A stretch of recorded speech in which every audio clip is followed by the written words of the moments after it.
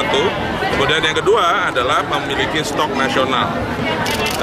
Tetapi kalau menurut saya, karena tadi yang juga disampaikan Bapak Gubernur, karakteristik daerah bisa beda-beda. Jawa Tengah kan surplus, jadi mungkin cara intervensinya ada yang sifatnya lokal juga di Jawa Tengah. Misalnya apakah punya stok sendiri, apakah punya manajemen pergerakan dari produk yang memang sudah surplus tadi dan seterusnya. Jadi ini yang harus kita pikirkan sama-sama. Tapi paling tidak pada level nasional untuk daging ataupun hortikultura yang kemarin terjadi gejolak itu kita akan berlakukan per awal September untuk mengisi 2014. Nah itu juga pelajaran yang kita dapat selama tahun 2013, tidak bisa sesaat. Meskipun kita ambil putusan, itu prosesnya harus berjalan sampai bisa kadang-kadang 1 bulan sampai 1,5 bulan, baru terasa di pasar, baru terasa di masyarakat. Oleh sebab itu kita harus mundur. Kalau kita mau mulai suatu kebijakan efektif 1 Januari, maka kita harus mulai kira-kira 3 bulan sebelumnya harus sudah mulai diimplementasikan. Jadi ini adalah saya kira langkah yang jangka panjang. Tapi alhamdulillah intervensi yang kita lakukan bersama-sama dengan pemerintah daerah tadi sudah Anda catat ya, daging kualitas bagus itu Rp75.000 per kilogram di sini. Kemudian kayak tetelan dan sebagainya bahkan sudah ada yang Rp60.000, Rp55.000. Jadi mudah-mudahan ini akan bergerak terus, harganya bisa menjadi lebih terjangkau untuk masyarakat.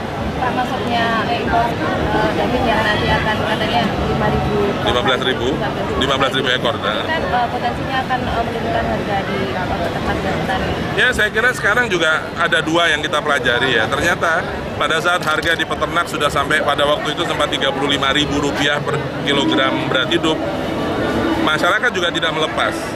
Karena 90% lebih dari masyarakat peternak kita itu sebenarnya adalah hanya memiliki 2-3 ekor yang sifatnya tidak komersial sebenarnya.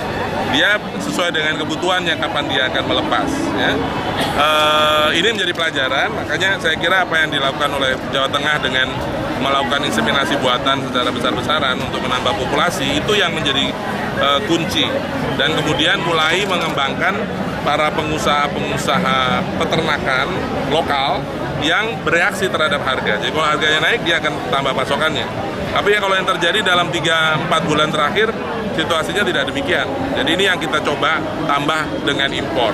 Saya tegaskan ya, impor itu hanyalah mekanisme untuk memenuhi kebutuhan yang di dalam negeri belum bisa kita penuhi. Terkait tadi yang Bapak sampaikan, ada sistem monitoring distribusi. Ya, makanya tadi saya juga ingin pesankan pada pemerintah daerah, mari kita mulai sekarang membangun sistem monitoringnya secara utuh. Ya, kita sekarang ini punya monitoring populasi, ya. Kita punya monitoring harga, tapi kita 2 ujung aja. Padahal yang dinamikanya terjadi di tengah gitu. Makanya tadi saya minta kita sama-sama monitor pasar hewan. Ini kalau untuk kasus ternak ya, untuk daging. Pasar hewan. Nanti di pasar hewan kita monitor rumah potong. Rumah potong kita monitor lagi nanti di pasar segarnya. Nah, kita punya rantainya. Sehingga sebenarnya kalau kita lihat semua, ini sinyalnya sudah lebih awal bisa kita duga apa yang akan terjadi di harga. Jadi, dan itu juga berlaku untuk hortikultura, berlaku untuk yang lain. Semuanya kira-kira sama. Yang paling lengkap adalah beras. Kita sudah punya mulai dari monitor bibit sampai harga eceran. Itu yang paling lengkap. Kita perlu membangun hal yang sama untuk yang lain. Bukan masalah bulognya, tapi sistem monitoringnya. Memang selama ini ada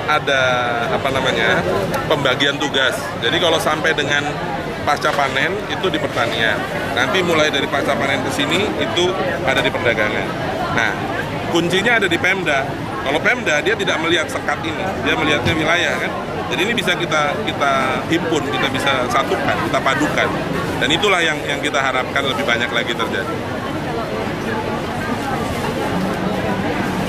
Tadi saya katakan banyak di dalamnya ya, ini tergantung pada karakteristik. Satu tadi mulai dengan monitoring.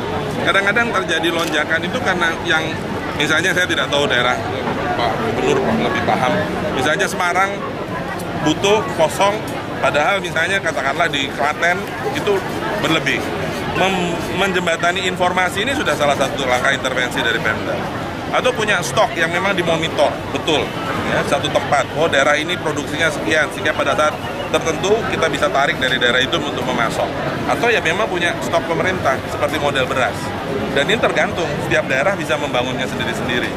Saya katakan tadi, kalau di level makro kita akan bikin itu antar provinsi dan internasional, ekspor atau impor kita buka atau tutup tergantung bagaimana kondisi di lapangan. Pak,